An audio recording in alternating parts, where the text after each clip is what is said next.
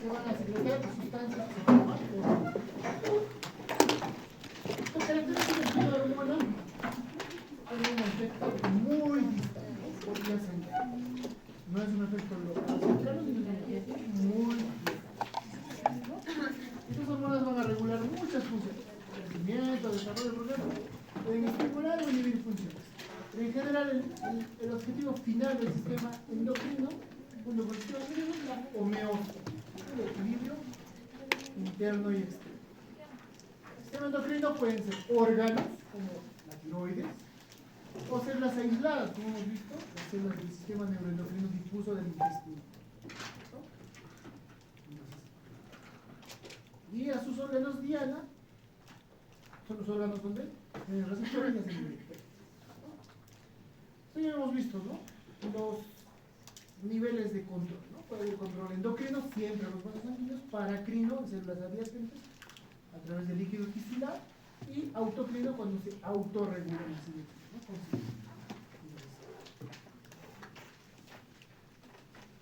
El elemento más importante va a ser las hormonas, ¿no?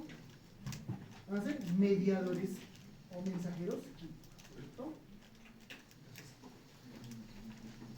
Va a haber hormonas de todo tipo, derivados de aminoácidos, es decir, ácidos modificados, como la hormona tiroidea, que derivan de la tirosina, ¿no? O hormonas peptídicas y proteicas, y los lípidos o esteroides.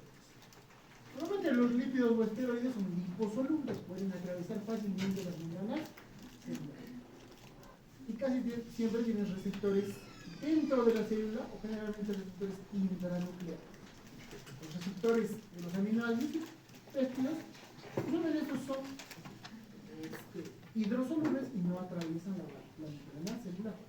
Por lo tanto, requieren, en casi todos los casos, receptores en la membrana celular. Entonces, por ejemplo, un ejemplo de hormona proteica, la insulina. Hormona peptídica, un péptido de pocos aminoácidos, la oxitocina. Derivados de un aminoácido, la tiroxina. Derivados de la tiroxina. ¿Qué otras hormonas derivadas de aminoácidos conocemos? Algunos derivados de catecolaminas, como la dopamina, o la noradrenalina o adrenalina. Aunque la noradrenalina y adrenalina, más que hormonas, se considerarían neurotransmisores, ¿no? Pero vamos a ver que a nivel de la médula suprarrenal sí tienen ese efecto hormonal. Las hormonas tiroideas también, ¿no? La tetraiodotironina y la triodotironina, que son versiones de una misma hormona, ¿no? Pero que tienen efectos en cuanto a potencia molecular. Péptidos, por ejemplo, la oxitocina y la vasopresina. La oxitocina y la vasopresina son producidas por el hipotálamo, eso vamos a ver más adelante. Varían en unos escasos aminoácidos, son muy similares. Luego está la hormona estimulante, por ejemplo, de los melanocytos, la hormona liberadora de tirotropina, la hormona liberadora de gonadotropina. Proteicas, la hormona de crecimiento, la prolactina, la paratormona, la adrenocorticotropa o llamada también ACTH, la hormona liberadora de hormona de crecimiento o GHRH, la insulina y el glucagón, son proteínas, ¿no? ¿Qué son los derivados de los lípidos? Son una amplia variedad. Pueden ser glucocorticoides, es decir, lípidos que van a tener efectos sobre el metabolismo de los carbohidratos. Por ejemplo, el cortisol y la corticosteroide. Mineralocorticoides son hormonas lipídicas que tienen efectos sobre la regulación mineral. La aldosterona y la deoxicorticosterona. Andrógenos, hay varios. La testosterona pues, es por excelencia el andrógeno más importante, o el más potente. Pero hay andrógenos débiles, como el androstenediona o el DEAS, o el llamado también dehidroepiandrosterona, ¿no? Son andrógenos débiles. Estrógenos, el estradiol. Hay varios tipos de hormonas estrogénicas, ¿no? El estradiol, estriol, la estrona, ¿no? Derivados del estradiol. Progestágenos, la progesterona. Va a ser producida básicamente por la placenta, ¿no es cierto? Como les decía, las hormonas proteicas y por aminoácidos necesitan receptores. Receptores que usan segundos mensajeros. Usualmente proteínas adenidatos y ciclinas. Y a través de un segundo mensajero va a tener el efecto. Ya sea apertura del canal iónico, un efecto transduccional a nivel del ADN, ¿no? O en los otros organismos. En cambio, las hormonas usualmente pueden endocitarse generalmente y pasar directamente al interior, tener efectos sobre el ADN. Por ejemplo, los glucocorticoides, ¿no? Son antiinflamatorios potentes que tienen efecto a nivel del ADN. Pero a veces pueden unirse a ciertos receptores y recién tener un segundo mensaje. Pero no es tanto lo común, ¿no? Lo más común es que ingresen directamente al interior. Ahora,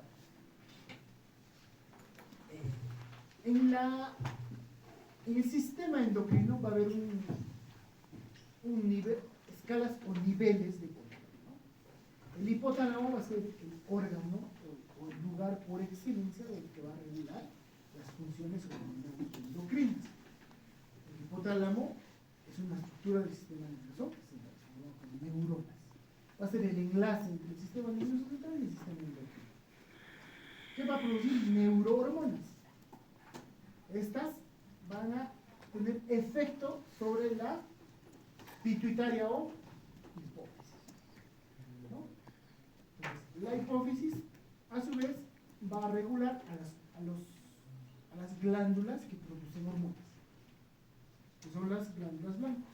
Y estas glándulas blancas van a producir hormonas que van a tener efecto sobre el tejido blanco. Por ejemplo, el eje tiroideo.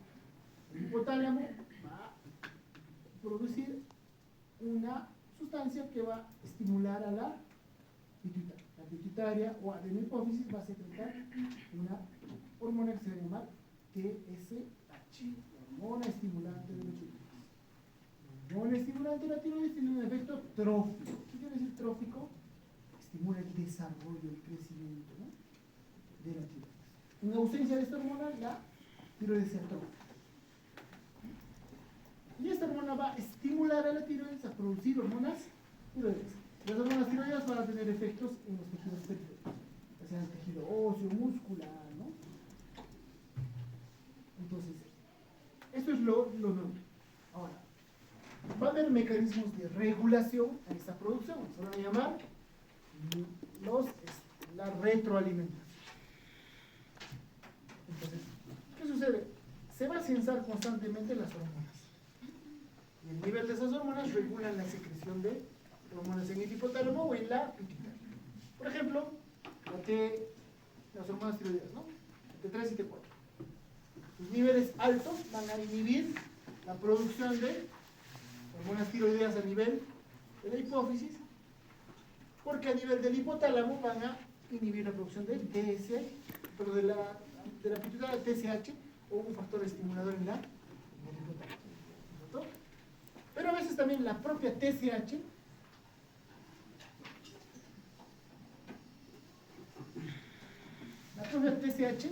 puede regular su propia secreción. Cuando es la hormona final, se dice que es un asa de retroalimentación larga. Cuando es una hormona intermedia como la TSH, una asa de retroalimentación corta. Puede haber retroalimentación negativa y positiva. Negativa es cuando inhibe, ¿no es cierto?, o bloquea. Positiva cuando va a estimular, ¿cierto? Por ejemplo, la secreción de la prolactina. En el caso de las madres gestantes, la succión del pezón va a tener un efecto o una retroalimentación positiva y va a estimular la mayor producción de prolactina y oxitocina. Puede haber entonces retroalimentación negativa y retroalimentación positiva. Las glándulas endocrinas entonces son cúmulos de células epiteliales en realidad, con distribución epiteliónica. ¿No? Pero que a diferencia de las glándulas exocrinas no tienen conductos, ¿cierto? Pero sí tienen una irrigación capilar muy desarrollada. Es así, esos capilares que van a pasar las hormonas. Van a llegar al sistema vascular y se van a distribuir por todo el organismo, ¿no?, a sus glándulas beta, ¿cierto? Y glándulas beta, la hipófisis, la glándula pineal, la tiroides, paratiroides, páncreas, suprarrenal, ovario, testículo, ¿no? Son varios ejes. Y son ejes hormonales. Porque cada sistema hormonal tiene la regulación superior, pero es independiente. Por ejemplo, el páncreas es independiente de la función de la glándula suprarrenal. Los ovarios son independientes a las glándulas tiroideas, ¿no? Aunque sus efectos pueden ser aditivos, ¿no? O opuestos, los efectos finales, pero su función y regulación es muy independiente, ¿no? Por ejemplo, hemos dicho, en el caso de la hormona tiroidea, la TSH, la hormona estimulante de la tiroides, es la que regula, ¿no es cierto? Pero en caso, por ejemplo, de los ovarios o testículos, va a ser la hormona liberadora de gonadotropinas. Entonces son hormonas muy diferentes. Entonces, ahora, en situaciones raras o patológicas, algunos tumores pueden producir ciertas hormonas, ¿no? ¿Por qué? Porque como hay una desregulación de estas células, a veces se diferencian las células capaces de producir hormonas y tienen efectos, ¿no? Hormonales, ¿no? Y a eso se llaman síndromes paraneoplásicos, ¿no? Que pueden tener efectos. Son tumores que producen hormonas en lugares que no deberían producirse, ¿no? Entonces, el hipotálamo, hemos dicho, es el nexo, la unión entre el sistema endocrino y el sistema nervioso. Básicamente, está formado por núcleos celulares, cuerpos celulares, ¿no? Y axones que van a ir desde el hipotálamo hacia la hipófisis, a la neurohipófisis, ¿no? Y regulan en realidad todas nuestras funciones corporales, ¿no? Por ejemplo, pueden regular controlar el electrolitos, sueño, apetito, sed, temperatura, ¿no? Entonces, se forma un trayecto o haz hipotálamo hipófisis.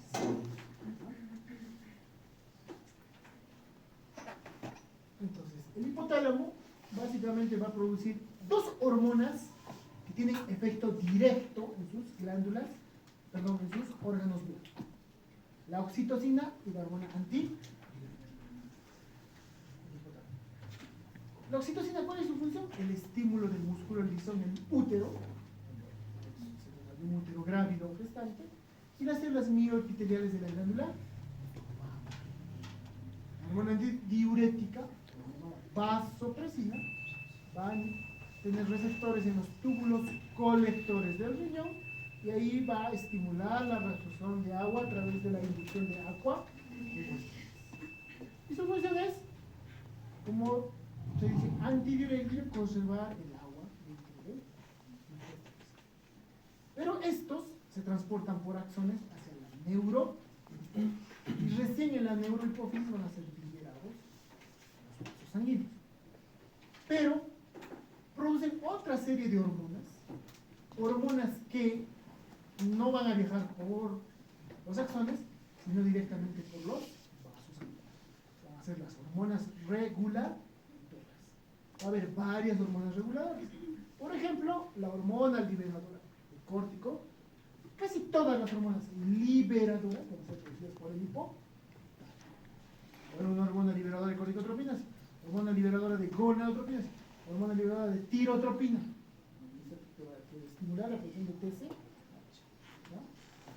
Entonces, el hipotálamo va a producir estas sustancias reguladoras. Estas hormonas reguladoras sí son liberadas. La oxitocina y la vasopresina viajan primero por los axones, ¿no? Entonces, y el hipotálamo va a comandar todos los elementos, ¿cierto? A través de la hipófisis, ¿no? Todos los ejes hormonales, ¿no? Entonces, el hipotálamo va a regular todas las funciones que hay en la hipófisis, ¿no? Entonces, normalmente toda la influencia microambiental de nuestro organismo o la ambiental externa va a ser sensada por nuestro cuerpo a través del sistema. La información va a llegar al sistema nervioso Dentro de los efectos que puede tener, va a tener un efecto sobre el hipotálamo y este va a generar una respuesta a través del eje.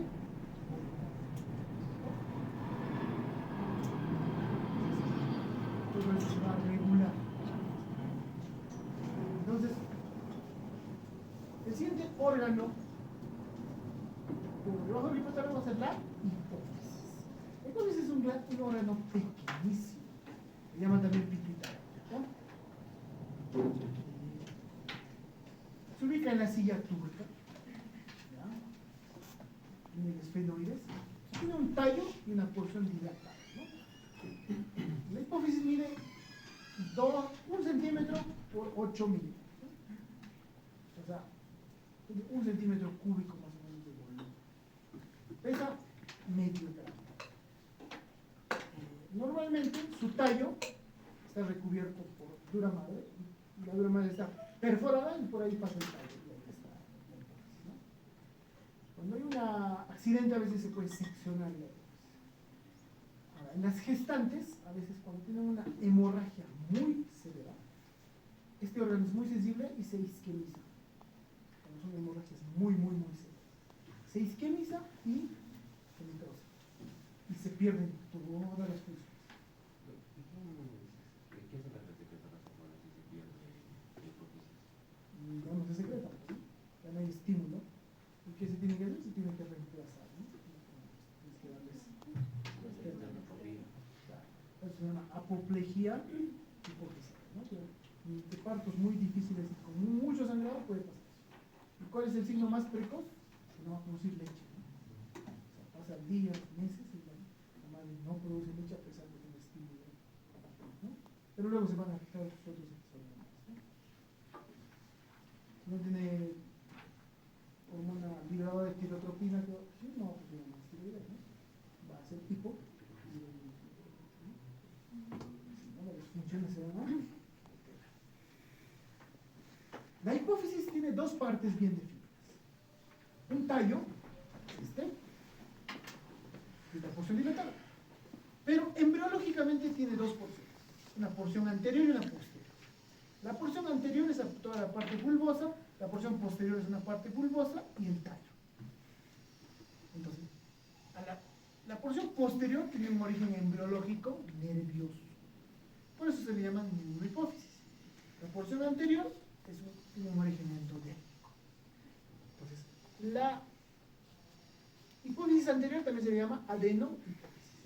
¿Por qué? Adeno de glándula. La neurohipófisis, porque básicamente son axones, no producen hormonas. Las hormonas se producen en el hipotálamo y llegan hasta aquí. La hipófisis va a tener dos partes. Perdón, la adenohipófisis tiene una pars distalis, que es la parte dilatada, una pars intermedia, que va a ser el límite entre el lóbulo anterior y el lóbulo posterior, y la pars tuberalis, esta partecita superior del tallo. La neurohipófisis, el tallo neural y la pars nervosa. ¿No? La hipófisis anterior se va a originar en una invaginación del ectodermo bucal. Se va a llamar la bolsa de neurohipófisis, va a derivar del ectodermo, ¿no? Del diense. Entonces, vean, esto es la neurohipófisis, con su tallo neural y su pars nervosa. Esta es la adenohipófisis, con su pars distalis, la pars intermedia, que es el límite entre estas dos, y esta partecita que acompaña al tallo, la pars tuberalis. ¿No? Y aquí tenemos la embriología, ¿no? ¿Vean? El neuroectodermo se prolonga y se produce una invaginación del ectodermo orofaringio. Y este ectodermo orofaringio, el ectodermo orofaringio pierde su tallo y queda fijado. Por eso es que el tallo pertenece a la neurohipófisis, no a la adenohipófisis. ¿Ya? Entonces, podemos dividirlo entonces anatómicamente en un tallo y la parte dilatada. La parte dilatada la dividimos en tres.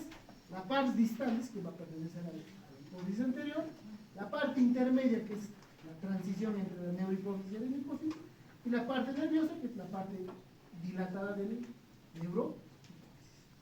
En cambio, el tallo básicamente es el tallo neural de la neurohipófisis y la pars tuberalis que lo envuelve un poquito. La pars tuberalis pertenece al adeno, la mayor parte del tallo. La parte anterior, o la parte distal de la parte anterior de la neurohipófisis, va a estar formado por grupos celulares o cosas de células, ¿no? Son la parte hormonal que producen hormonas. Si los tenemos con hematoxilina y eosina, se suelen dividir en dos tipos de células. Las cromófilas, o sea, que se tiñen, y las cromóforas, las que no. Las que se tiñen y se las. Y entre las que se tiñen va a haber células basófilas y ácidas, ¿no? Pero, luego se empezaron a estudiar cada una de las hormonas y se empezaron a marcar, ¿no? Cada hormona y se empezó a identificar qué célula la producía. Y con esto se identificaron